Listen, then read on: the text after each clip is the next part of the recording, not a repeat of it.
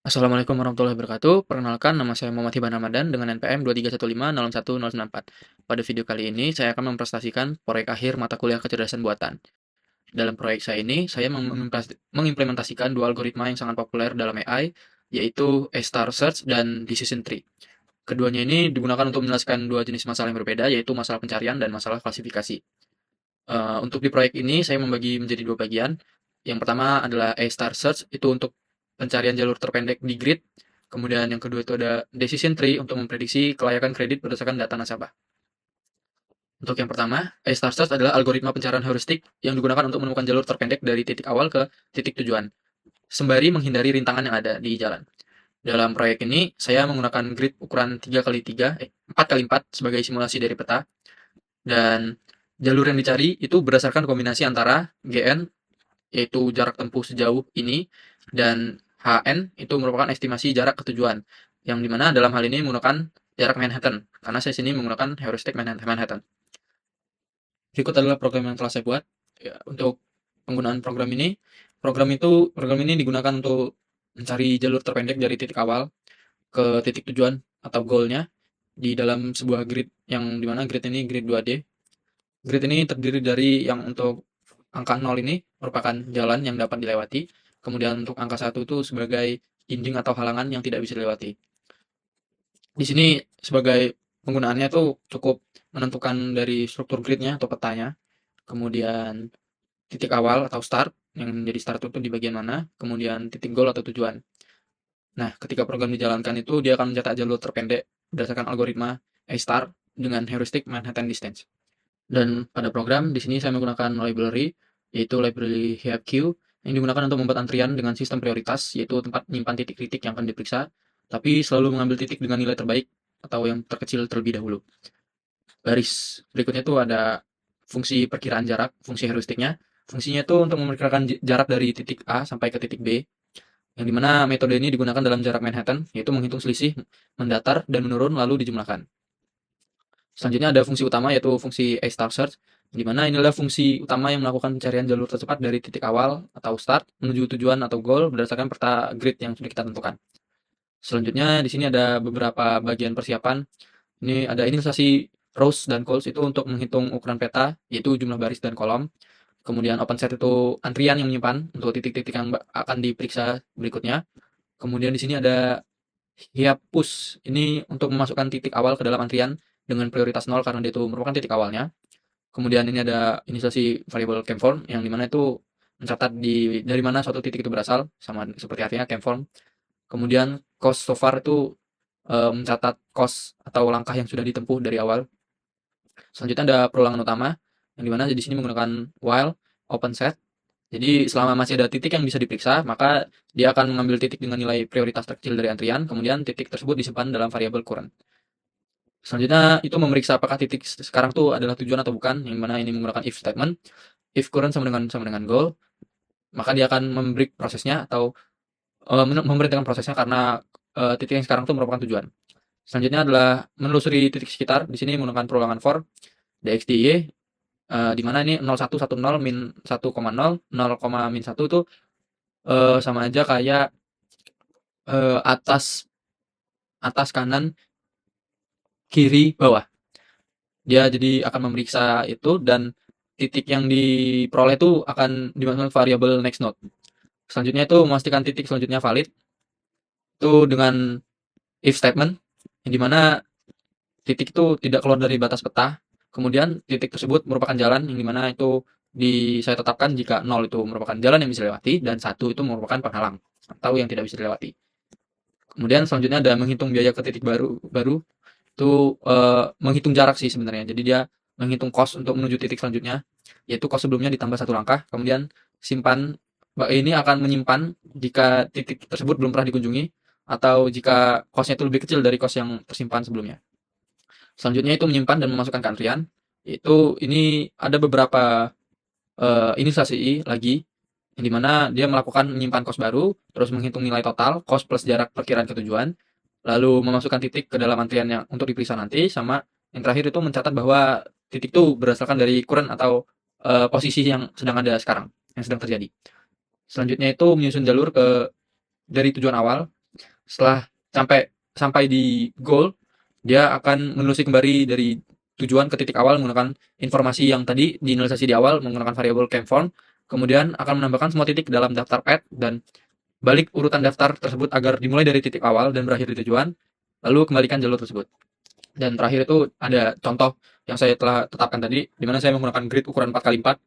Di sini saya set startnya 0,0 dan goalnya 3,3, yang berarti startnya di kiri pojok atas dan goalnya tuh di kanan pojok bawah. Kemudian di sini ada fungsi print juga untuk memprint path-nya yang telah dilewati. Jadi bakalan ngeprint dari awal sampai akhir dan path-path yang dilewati. Nah, ini tampak pada outputnya yaitu misalnya tadi startnya 0,0, maka dia akan melewati jalur 10, 20, 21, 22, 32 dan sampai di goalnya merupakan 3,3. Nah, ini misalnya kita ganti goalnya dengan yang lain ya. Misalkan kita akan mengganti goalnya jadi 3,1 ya. 3,1 yang dimana 3,1 itu dia merupakan penghalang, titik di situ ada angka 1. Jadi dia bakalan error karena itu bukan tujuan yang valid karena di situ merupakan jalur yang tidak dapat dilewati. Jadi itu bukan masuk tujuan. Jika kita masukkan ini sekarang 2,2, nah ini ada bisa ditemukan jalurnya. Dia dari titik 00, 0, 10, 20, 21 dan 22. Misalnya kita gunakan lagi 30, dia tidak ada. Kemudian kalau 31 sama yang kanan atas, oh 0,3 ya, ini 0,3 berarti dia dari kiri atas ke kanan atas, pojok kiri atas ke pojok kanan atas. Dia akan melewati 10, 20, 21, 22, 10, 02, kemudian baru ke 03 yang terakhir atau goal ya, di kanan, sebelah kanan. Untuk yang berikutnya yaitu prediksi kelayakan kredit berdasarkan data nasabah menggunakan decision tree. Teknik AI yang diterapkan di sini yaitu learning, di mana algoritma yang saya gunakan itu merupakan algoritma supervised learning algorithm. Untuk algoritma ini merupakan metode keputusan dalam pembelajaran terawasi atau supervised yang membangun model klasifikasi dengan cara memilih atribut terbaik berdasarkan information gain. Di sini saya menggunakan data dari Kaggle. Nah, ini datanya. Di sini data yang saya ambil hanya sebagian, tidak semuanya saya gunakan. Lalu kemudian dalam proyek ini juga ID3 digunakan untuk memprediksi kelayakan kredit nasabah berdasarkan fitur-fitur seperti usia, pendapatan, pekerjaan, dan status pernikahan. Lalu untuk labelingnya di data ini saya menggunakan labeling layak dan tidak layak. Jadi nama labelingnya itu kelayakan dan nilainya itu layak atau tidak layak. Nah, ini program yang saya buat dan program ini kan tadi digunakan untuk mengklasifikasikan kelayakan kredit calon nasabah yang menggunakan algoritma decision tree dengan metode ID3 yaitu menggunakan entropi. Kemudian di sini data nasabah itu dalam format file CSV dan informasi dari data tersebut itu berisi usia yaitu bentuk angka atau numerik, kemudian pendapatan sama numerik, kemudian pekerjaan itu kategori seperti kontrak, tetap ataupun pengangguran dan lain-lainnya. Dan di sini juga ada status, itu kategori yang dimana tuh kayak menikah atau lajang. Dan terakhir itu ada kelayakan, dimana nih label itu sendiri seperti layak atau tidak layak. Eh, Pada proyek ini cukup menyediakan dataset terlebih dahulu yang dimana telah saya siapkan. Kemudian program ini akan memproses data dan melatih model decision tree menggunakan data training, lalu memprediksi hasil kelayakan dari data uji. Dan terakhir di program ini akan menampilkan classification report yang dimana itu berisi akurasi, precision, recall, dan F1 score. Dan juga dia akan menampilkan confusion matrix yaitu evaluasi performa prediksi secara visual. Pada program saya menggunakan 6 library di mana ada pandas, terus train test split, decision tree classifier, kemudian label encoder yang dimana untuk melabel jadi string, jadi angka, kemudian classification, report, dan terakhir ada matplotlib untuk mencetak confusion matrix. Kemudian berikutnya di program ada pertama-tama yang kita lakukan itu meload datasetnya. Di sini ada path lokal dari dataset yang telah saya simpan. Kemudian data dari dataset itu akan dihapus jika ada yang kosong, biar dia nggak mengganggu proses trainingnya. Kemudian disimpan ke variabel data. Berikutnya ada ini memisahkan fitur dan label, di mana X itu berisi fitur seperti kayak usia ataupun kategori dan pernikahan status itu tadi. Kemudian yang Y itu berisi labelnya yang layak atau tidak layak. Selanjutnya itu ada one hot encoding, yang mana itu untuk fitur kategorikal, itu mengubah data kategori seperti pekerjaan, status, menjadi bentuk numerik biner. Jadi dia bisa dibilang 1 atau 0 gitu, atau dalam bentuk angka biner lainnya. Selanjutnya ada label encoding untuk target. Label target itu kan layak tidak layak akan diubah menjadi angka, layak itu menjadi 1, tidak layak menjadi 0, sama seperti sebelumnya juga, dia merubah dari data string menjadi biner.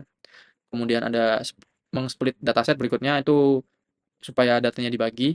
Jadi 70% data latih itu merupakan X-train atau Y-train dan 30% data uji X-test dan Y-test. Kemudian ada random state yang dimana itu digunakan agar hasil pembagian selalu sama setiap eksekusi. Selanjutnya ada inisialisasi dan latih model decision tree. Ini untuk membuat model decision dengan kriteria entropi yang artinya menggunakan mode ID tree dan model itu dilatih menggunakan data training. Selanjutnya di sini ada memprediksi data uji yang dimana model yang telah dilatih digunakan untuk memprediksi hasil pada data uji. Kemudian ada evaluasi model, di mana itu classification report-nya. Ini akan menampilkan metric evaluation atau confusion metric tadi. Di sini ada precision, yaitu ketepatan, recall itu seberapa baik model ini menemukan contoh positif, dan F1 score itu rata-rata harmonis dari precision dan recall. Kemudian ada pembagian layak atau tidak layaknya.